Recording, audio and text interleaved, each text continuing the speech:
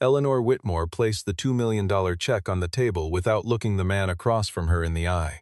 She had done exactly this 11 times before, and 11 men had failed. Her father's 1971 Lamborghini Miura still sat in the glass garage like a $4 million coffin, untouched, silent, draped in black velvet. But the man standing before her today wasn't wearing a suit. He wore a blue work uniform with oil still on his hands, and he didn't glance at the check. He didn't ask about the money, he only asked, "Fuse number 7, has anyone replaced it?" One man with oil still on his hands, one $9 question, and everything she had built was about to shake. Eleanor Whitmore stood alone in the glass garage at 11 o'clock on a Tuesday night, the way she had stood every time she visited her father's estate over the past 3 years. The space was 400 square meters of polished concrete and floor-to-ceiling glass panels, custom-built for a man who had loved machines the way other men loved music. A single car occupied the center of the room. The 1971 Lamborghini Miura P400 Sfi in Giallo Miura, a shade of yellow so deep and warm it looked like hardened sunlight, sat beneath its black velvet cover untouched.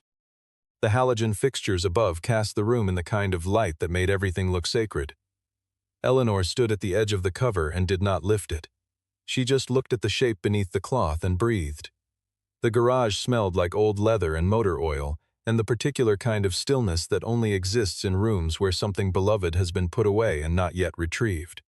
Joseph Whitmore had been a loud man in the best possible way. At 68, he was the kind of person who filled a room not with noise but with energy, laughing too hard at his own stories, pouring wine for strangers, remembering the names of every person he had ever met. He had raced cars recreationally in his 40s, never professionally but with a competitive joy that embarrassed his pit crew and delighted every spectator. The Miura had been his second great love, behind only his wife Margaret. He had purchased it in 1988 at a private auction in Geneva, flown it home, and spent 3 months restoring it himself in the driveway of their first house in Oak Park. In the summer of 1991, he and Margaret had driven it through 12 states in 22 days. No itinerary, no hotel reservations, just 2 people and a screaming Italian V12 and an open road. Eleanor had grown up looking at the photographs on the hallway wall, her mother's hair whipping across her face in the open air, her father's hand on the wheel, both of them grinning like teenagers. She had memorized those photographs before she could read. On the night Margaret Whitmore died, the Lamborghini had been idling in the garage. Joseph had been warming it up for an early morning drive the following day, a habit he kept through every season. At 11:47 that night, while Eleanor was still driving to the hospital and Joseph was sitting in a waiting room holding a paper cup of cold coffee, the engine cut off. No warning, no sputtering. One moment it was running, the next it was not. By the time Joseph returned home 3 days later, the car had not been touched. He walked into the garage, stood in front of it, and said nothing for a very long time. Then he told Eleanor, who had come with him, that the car had stopped because Margaret had called it home. He said it the way a man says something he needs to believe more than he needs to be believed. Eleanor did not argue. She covered the car with the velvet cloth and drove her father to bed, and Joseph Whitmore, a man who had been loud and alive and constantly in motion, began to grow quieter. He stopped eating regularly. He stopped taking calls. He moved through his days the way a man moves through a room he is already leaving. Within 18 months he was at Mercy General, his lungs failing in the slow, patient way that grief accelerates everything it touches. The call that changed Eleanor's course came from Dr. Isaac Brennan on a Thursday afternoon 3 weeks before she hired Lucas Grant. Dr. Brennan was a careful man who chose his words the way a watchmaker chose components, precisely and without waste. He told Eleanor that her father's physical decline had reached a plateau that medicine could sustain but not reverse, and that the decisive variable now was motivation. "Joseph has stopped wanting to get better," Dr. Brennan said. "I have watched this happen in patients before." When a person decides that the life ahead of them holds less than the life behind them, the body begins to follow that decision. What your father needs is a reason to stay curious about tomorrow. Eleanor had asked what that looked like in practical terms. Dr. Brennan paused. "I don't know for certain, but he has spoken about that car 4 times in our last 2 appointments. Once about how it sounds at full throttle. Once about the way the gearbox feels on a mountain road. The other 2 times he simply said that he missed it." Eleanor had not spoken for a moment. Then she said quietly, "I'll fix it."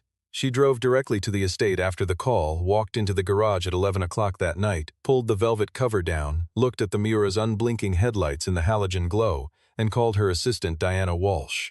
"Find me the best Lamborghini restorer in the country," she said. "Money is not a factor." Money turned out to be exactly the wrong factor to emphasize. Within 48 hours, Diana had arranged the first of what would become a long and humiliating procession. 3 specialists arrived from Los Angeles in the first 2 weeks.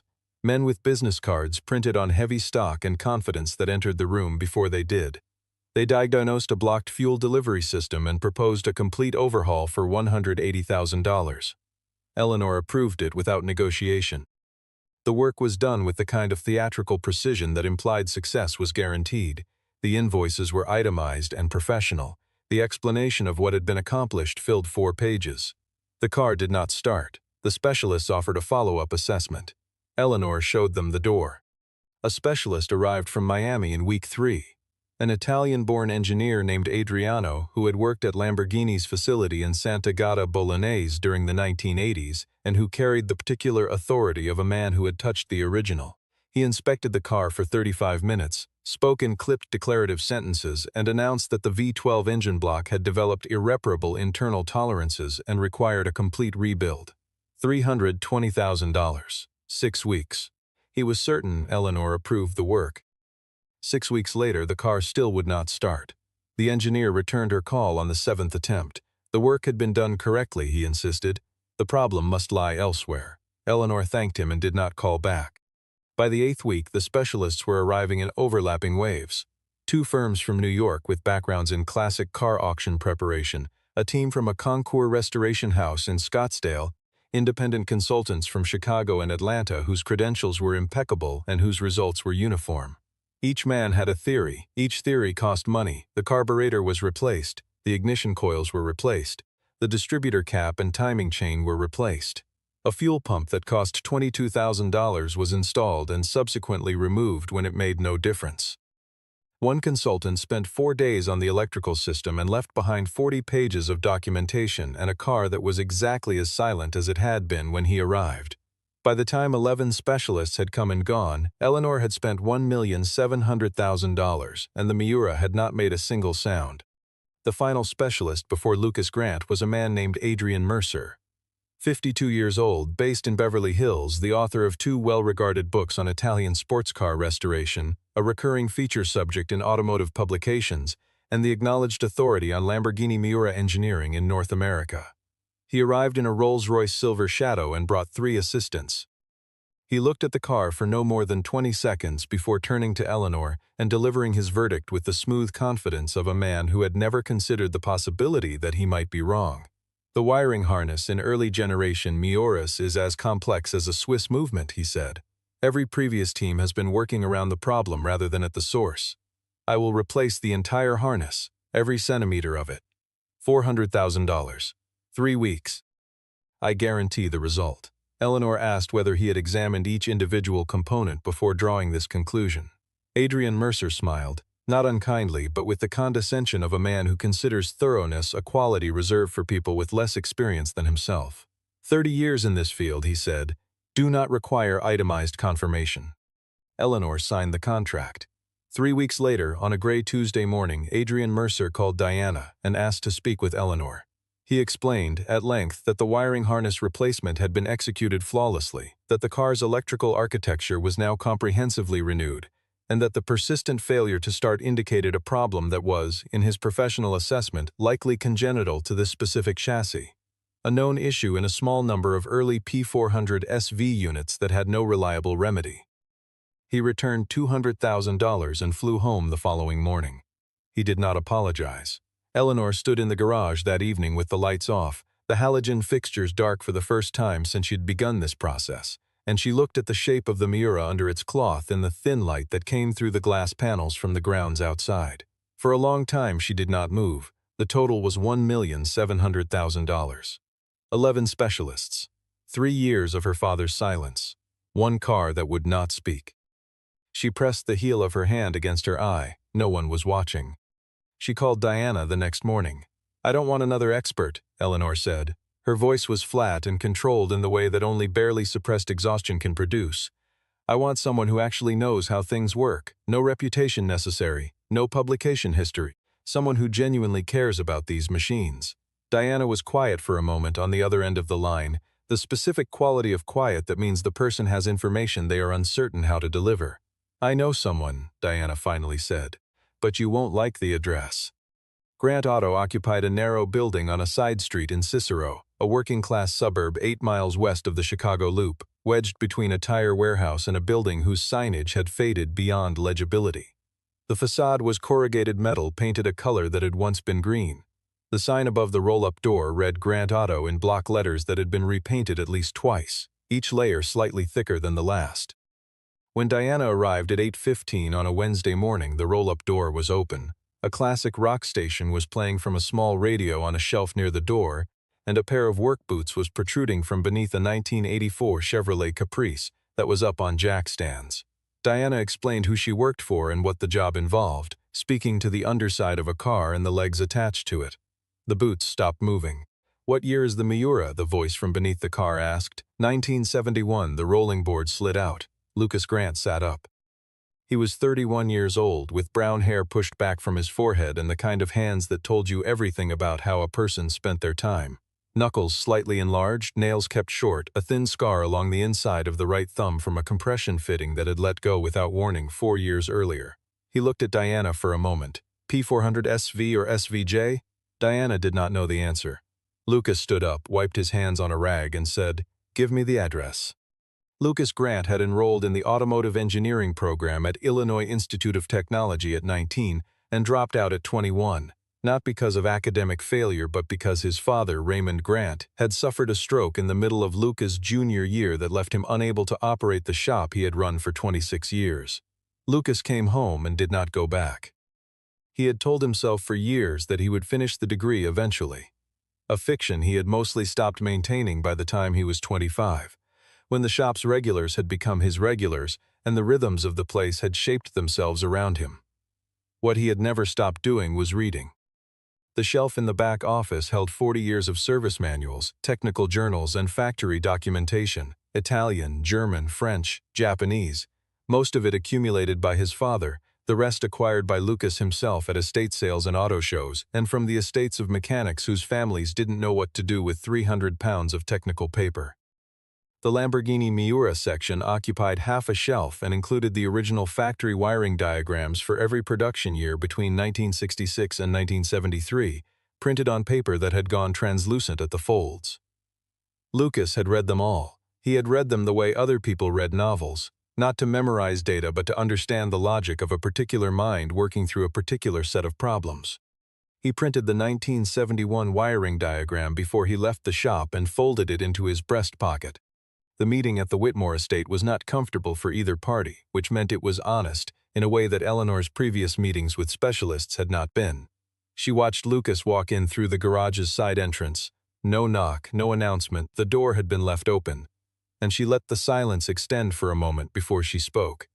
He was not what she had been expecting, which was itself a statement about what 11 specialists had trained her to expect. "You're the person Diana found?" she said. Lucas looked at her without the particular deference she had grown accustomed to receiving. "I'm whoever's left," he said. It was not aggressive. It was simply accurate. Eleanor told him the history in 4 minutes. 11 specialists, $1,700,000, no result. She placed the $2 million check on the surface of the tool cabinet beside the car and told him the terms, fix it, and the check was his. Fail, and she would pay $500 for his time and he could leave. Lucas did not look at the check, he looked at the car.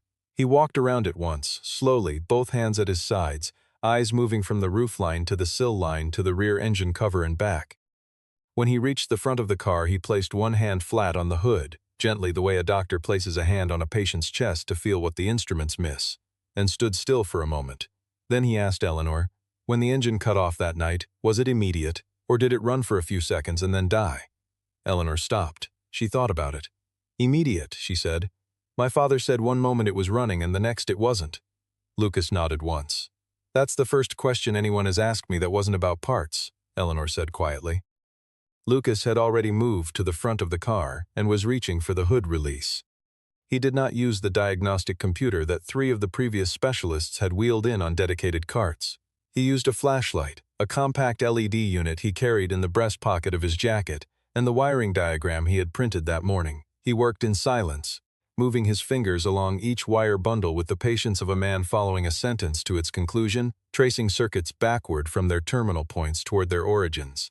Eleanor stood 6 feet away and did not speak. Diana stood near the door. 8 minutes passed, then Lucas stopped. His hand had come to rest near the fuse block mounted on the firewall behind the passenger compartment. A block of 42 individual fuses arranged in a grid, each governing a specific circuit in the car's electrical architecture. He held his flashlight steady on position 7. He did not speak for a moment. Then he said, "Come here." Eleanor walked over. Lucas pointed the flashlight at fuse number 7. The primary circuit fuse governing the fuel delivery system, the one component whose failure would cause an engine to cut off completely and instantaneously, without warning, without stumbling, without any of the dying sounds a car makes when it runs out of fuel or loses spark. A fuse that blows naturally, Lucas said, has a melted wire inside. You can see the char at the break point. This fuse, he picked it up between 2 fingers and held it in the beam, has an intact wire. It hasn't blown. It's been removed. He turned and looked directly at Eleanor. Someone pulled this out by hand. The question you should be asking isn't how much a replacement costs. It's who took this out, and why. Eleanor's first instinct was disbelief, not of Lucas specifically, but of the sheer scale of the implication. She had paid $1,700,000 over 3 years, and the answer was a component that cost $9 at an automotive supply counter. She stood very still for a moment with her arms folded. "You're certain," she said. It was not entirely a question. Lucas did not flinch. He held the fuse up under the beam of the flashlight and walked her through the physical evidence, with the calm of a man who had spent his career in the space between what people assumed and what was actually true. A blown fuse broke at the wire and showed thermal damage at the breakpoint. This fuse was structurally intact. The wire was unbroken, uncorrupted, undamaged by heat. It had been seated in its position, had held its circuit intact for an unknown period, and had then been removed physically from its mounting. Not vibrated loose, not corroded out, extracted. Eleanor looked at it for a long time. Then she said, "Can the camera system from the garage be pulled up to 3 years ago?" Diana was already reaching for her phone.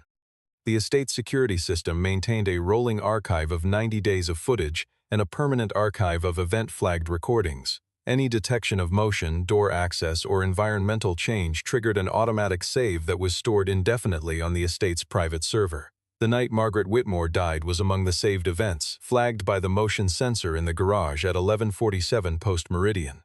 Diana pulled the recording on a laptop she had set up on the tool cabinet. Eleanor and Lucas stood together and watched. At 11:47 and 9 seconds, a door on the left side of the garage opened. Not the main roll-up door, but the service entrance that connected to the main house's interior corridor. A man entered. He wore dark clothing and moved with the unhurried confidence of someone who belonged in the space. He went directly to the front of the Lamborghini, directly, without looking around, without hesitation, as though he had already rehearsed the route, opened the hood, leaned over the engine compartment for approximately 40 seconds, closed the hood and walked back out the way he had come. Total time in the garage, 4 minutes and 13 seconds. The camera angle was wide, and the image had the grainy resolution of a system designed for deterrence rather than identification. The man's face was not clear, but his shoes were. Brown Oxford lace-ups with a high vamp and a distinctive double-stitch toe cap, the kind of shoe that was expensive enough to be memorable and particular enough to be identifiable. Eleanor looked at the footage and said nothing. She was quiet for 4 seconds, long enough to notice. Lucas watched her face rather than the screen. "You recognize the shoes," he said. It was not a question. Eleanor turned and looked at Diana. "Get me the access logs for the main house on that date," she said. "Every entry and exit from midnight going back 12 hours. Sebastian Crane arrived at the Whitmore estate that afternoon, as he arrived every Thursday, unannounced but expected, a habit he had maintained for years as part of his weekly financial briefing to Eleanor on the status of Whitmore Industries. He was 45 years old, well-built, with silver threading through dark hair and the kind of careful grooming that communicated seriousness without vanity. He had been with the company for 20 years, the last 7 as chief financial officer, and he had been close to Joseph Whitmore in the way that long professional loyalty can resemble family. He saw the open hood of the Lamborghini from the garage doorway and a man in work clothes leaning over the engine bay, and something moved across his face, a slight tightening around the jaw, a fraction of a second's compression before the expression that replaced it, which was warm and casually curious. Another specialist, he said to Eleanor, who had walked out to meet him. I thought you had given up on that. Eleanor said that she hadn't. Sebastian looked at Lucas for a moment. Who's this? Lucas straightened up and looked at Sebastian without particular expression, the way a man looks at something he is filing carefully away. Eleanor introduced Lucas as her mechanic. Sebastian smiled, the smile of a man who finds the words slightly amusing, and excused himself. He was halfway to the door when Lucas's eyes dropped to Sebastian's feet. Brown Oxford lace-ups, high vamp, double-stitched toe cap. Lucas said nothing. He turned back to the engine bay and kept working. The access logs Diana retrieved by early evening were thorough. Sebastian Crane had entered the main house at 11:31 post-meridian on the night Margaret Whitmore died, a Thursday which was his day. He had exited at 12:04 in the morning. The garage motion event had been logged at 11:47. The timeline was precise and unambiguous. Lucas photographed the log on his phone, attached it to a message, and sent it to Eleanor without comment. Eleanor was in her father's study when the message arrived. She read it once, set the phone face down on the desk, picked it up again, and read it a second time. Then she called her personal attorney, Alexander Rourke, at his home number. It was 7 minutes past 10 in the evening. I need a full financial audit, she said. 3 years every transaction Sebastian Crane had signing authority on. Focus on anything related to mineral rights, extraction contracts, or real estate transfers. Rourke said he would begin in the morning. Eleanor thanked him and hung up. She sat in the dark study for a moment, in the chair her father had sat in every morning for 40 years, and she thought about the 11 specialists and the $1,700,000 and the $9 fuse and the 40 seconds of footage, and she thought about Sebastian Crane, who had worked beside her father for 20 years and who had stood in this garage the night Margaret died and pulled a fuse out of a car and put it in his pocket. The audit results came back in 2 rounds.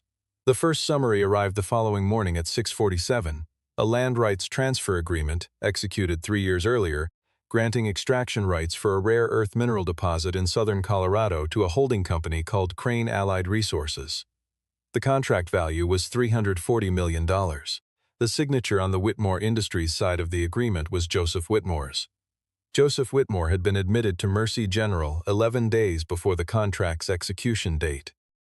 His medical records, which Eleanor had legal authority to access, noted that he was on a continuous morphine infusion for pain management and had been assessed as having limited cognitive clarity during the relevant period.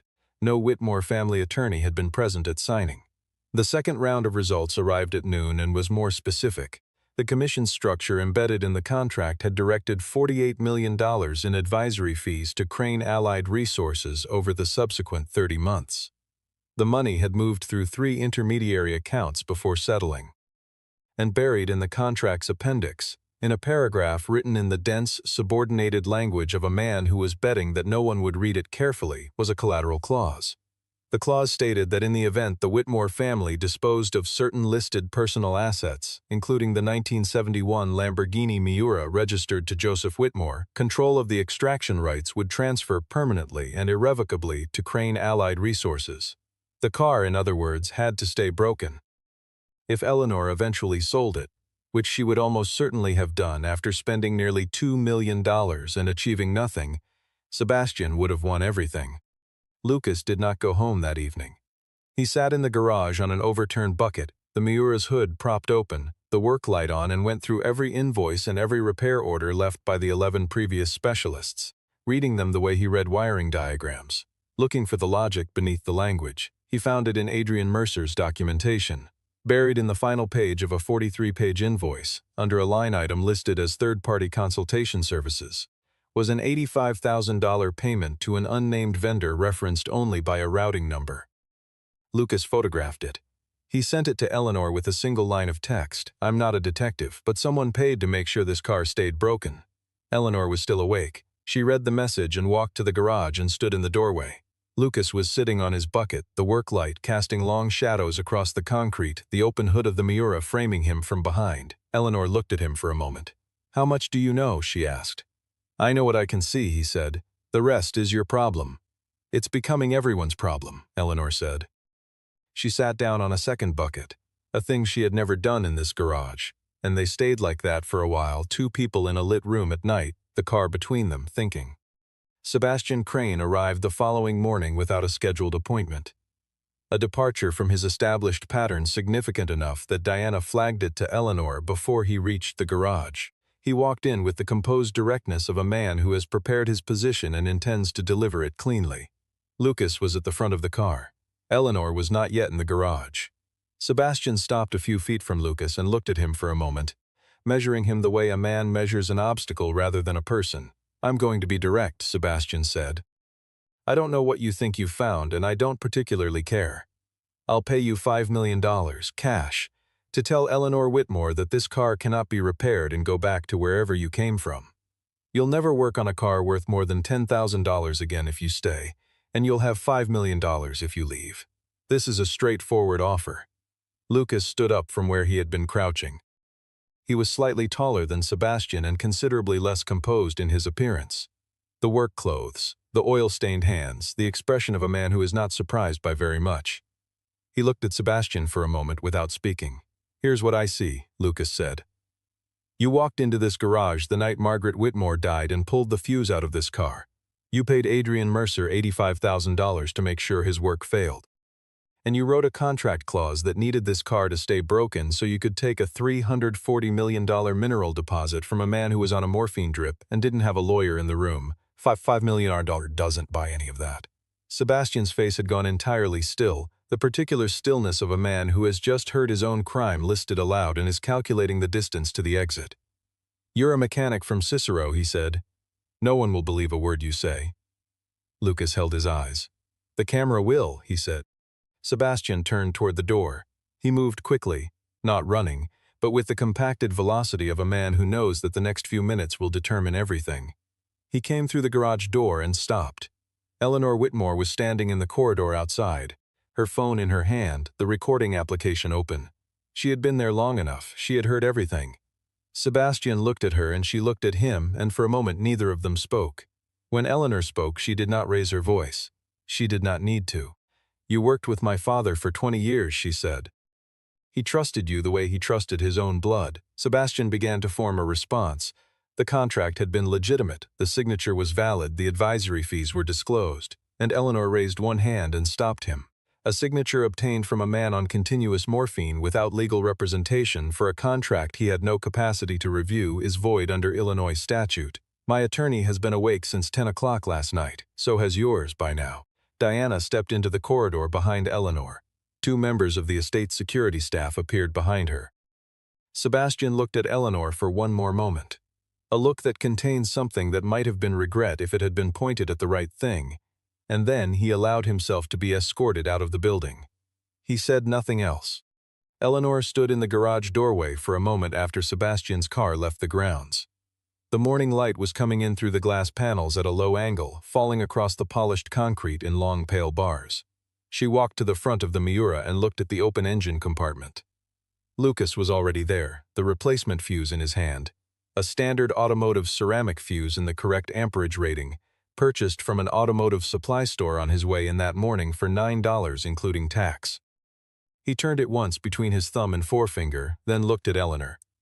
"Do you want to do it?" he asked. Eleanor looked at the fuse, this small, cylindrical, unremarkable object that had cost $9 and had held 3 years of silence inside it. She shook her head. "You do it," she said. Lucas placed the fuse into its mounting with the deliberateness of a man who understands that some technical actions carry more weight than their mechanics require. He did not rush. The fuse clicked into position with a sound so small it was barely audible over the ambient quiet of the garage. He stepped back and looked at Eleanor. Eleanor walked around to the driver's door, opened it, and sat down in the cockpit of the Miura for the first time in 3 years. The interior smelled like aged leather and the particular warm dryness of a car that has been sealed and still for a long time, like a room that has been closed since someone left it. She placed her hands on the steering wheel. Her hands were not entirely steady. She fitted the key into the ignition and turned it. Nothing happened. She turned it again. The starter motor engaged, a high spinning sound, and then the V12 found its voice, a deep resonant, compound growl that built from the back of the engine bay and spread through the entire body of the car and out through the glass walls of the garage and into the morning air of the grounds outside. It was not a gentle sound. It was a sound that had been designed to be heard, the sound of 12 cylinders working in a sequence that an engineer in Modena had spent 3 years getting exactly right in the late 1960s. Eleanor sat very still with both hands on the wheel. She did not speak. Lucas stood outside the car beside the open door and watched her face. He did not say anything. He simply nodded once, the quiet acknowledgement of a man who has done the thing he came to do. Eleanor called Dr. Isaac Brennan from the garage while the engine was still running. "I need permission to bring a car to the parking lot of Mercy General," she said. "1 hour. I'll have it back on the grounds by noon." Dr. Brennan asked her to hold and was gone for 90 seconds. When he came back, he said, "3rd floor, north-facing windows.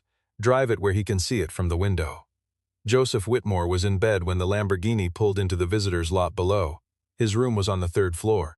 The nurse on duty later noted in the care log that at 9:52 in the morning Mr. Whitmore, who had been largely unresponsive since the previous evening, sat up in bed without assistance and turned to face the window. He remained sitting for 11 minutes. Eleanor was standing in the lot below, visible from the window, her hand resting on the roof of the car. Joseph pressed his palm flat against the glass. From 3 floors below, Eleanor saw it. She raised her hand in a response. Joseph said one thing, which Eleanor did not hear through the glass, but which the attending nurse recorded because she was present in the room. He said, "She's still running." The nurse assumed he was talking about the car. Eleanor, when she was told this later, understood that he was talking about something else. Dr. Brennan's note in the patient file from that afternoon read, "Patient demonstrated significant positive behavioral shift following external stimulus. Increased verbal engagement, improved appetite at lunch, requested television remote for first time in 6 weeks. Mechanism unclear. Will monitor." Joseph Whitmore was discharged from Mercy General 12 weeks later, not recovered because the damage to his lungs was the kind that does not reverse, but well enough to go home. He was well enough to sit in a chair. He was well enough to eat at a table. He was well enough to walk slowly through the estate and stop at the garage door and look at the car that was now kept uncovered, the velvet cloth folded on a shelf, the halogen lights on, the V12 silent but present the way a living thing is present even when it is still. He stood in the doorway of the garage on his first afternoon home and looked at it for a long time. Eleanor stood beside him. "You fixed the car," Joseph said. "Someone else fixed it," Eleanor said. "I just found the right person." Joseph was quiet for a moment. "That's harder," he said.